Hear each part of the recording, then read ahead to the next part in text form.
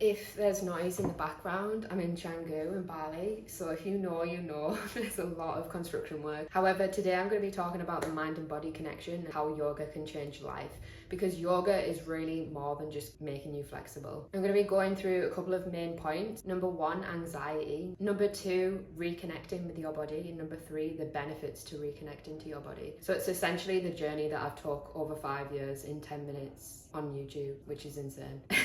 So the main points I wanted to make was anxiety, number 1. In my personal experience of anxiety, it's constantly worrying about the future, worrying about the past. It's not actually being in the present moment. That definitely affects how you turn up socially. A lot of the time when I used to socialize with people, like I wasn't there because I was just constantly like in the thoughts in my head. Slowly but surely, doing yoga practice is one of the things that's helped me. I can't say that it's just been one thing. It's because I will get into this, but it's because it's the movement that allows you, it's the physical that allows you to connect back to the present and back with your breath, which then slowly brings you back to the present moment, basically. However, getting back to anxiety, so that's the mental side. I could go on and talk about anxiety and the experiences that you feel and just things physically, like for example tension, like my shoulders. I have pictures from before, my shoulders were just up here and you can tell like how stiff my body is, and my face, my jaw. Even I've noticed changes in myself personally, especially the last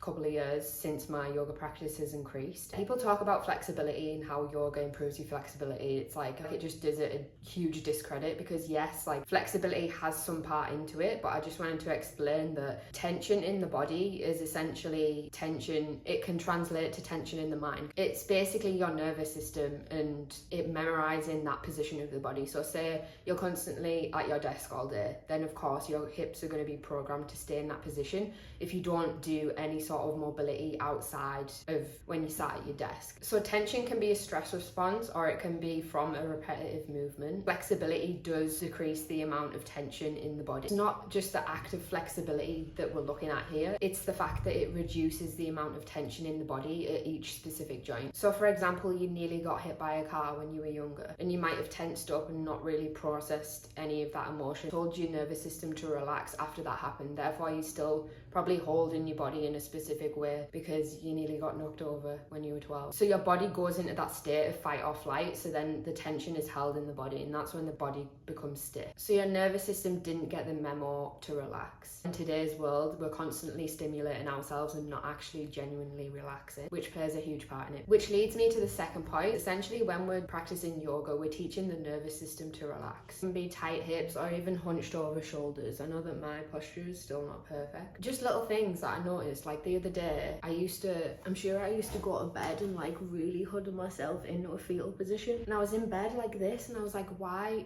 am I like scrunched up like I'm about to be attacked? But even in today's world, with our posture, like we're constantly like this on our phones, right? So we need to stop programming to be hunched over. In terms of confidence as well, like if you lack confidence, you probably like, you're so used to keeping yourself small, it's like open chest.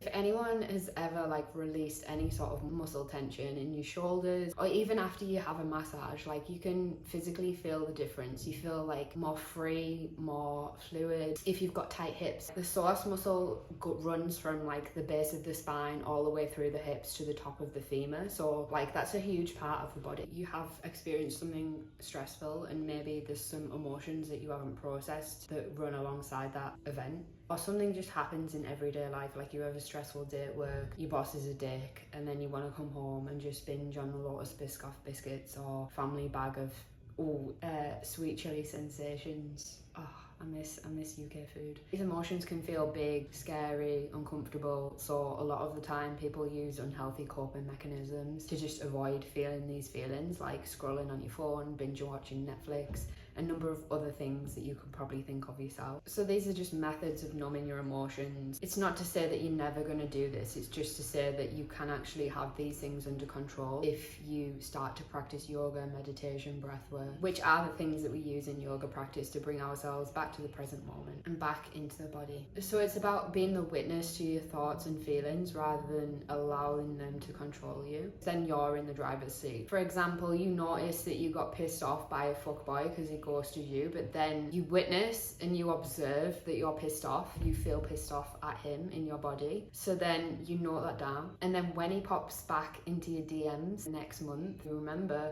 that this guy fucked you off last month.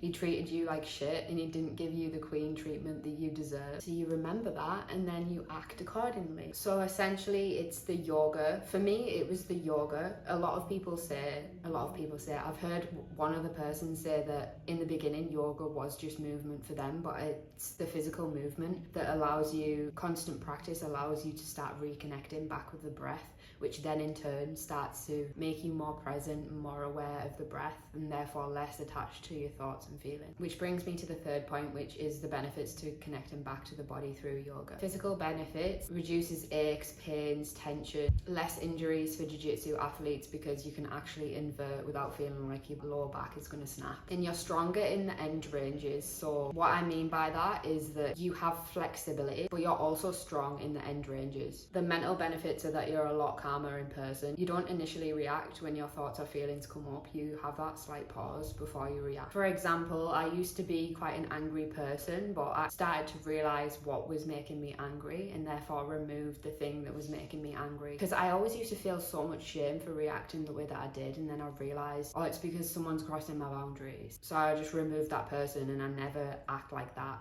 ever again. Like, that is literally the last time I've ever got that angry. Crazy. Eventually, with time, you allow less things to frustrate you, therefore you're more adaptable with challenging situations, which in turn makes you appreciate more because you realize what really matters in life and what doesn't matter in life. It's like you stress less about the trivial things in life, therefore that brings you more peace and joy. I'm not saying that yoga is literally the only solution. I have used yoga amongst all of the other tools like therapy, medication initially, different types of therapy, journaling, somatic exercises, reconnecting with nature, relaxing the body, speaking to friends, doing my own study on psychology as well. So I do highly recommend seeing a therapist if you're not in a good place. Of course, I'm sure if you've already sought therapy, they've 100% recommended yoga. If you've been here for a while, you'll know that after my breakdown, I started reading a lot of self-help books, and a lot of them literally just refer back to yoga and meditation being the solution to you being in the driver's seat of your mental health. And a lot of people throw shade at yoga and say, oh, it's just to make you more flexible, it's about getting into pretty poses, but it's very much doing it a disservice. You probably haven't practiced long enough to see the benefits, and you should feel lucky because your mental health probably wasn't that bad where you actually needed to rely on yoga to make you feel better. Yoga and jiu-jitsu were genuinely the lifelines that were keeping my life together a couple of years ago. If it wasn't for those, I'm really not sure where I would be right now. So if that doesn't motivate you to implement yoga into your daily or weekly routine, then I'm not sure what will.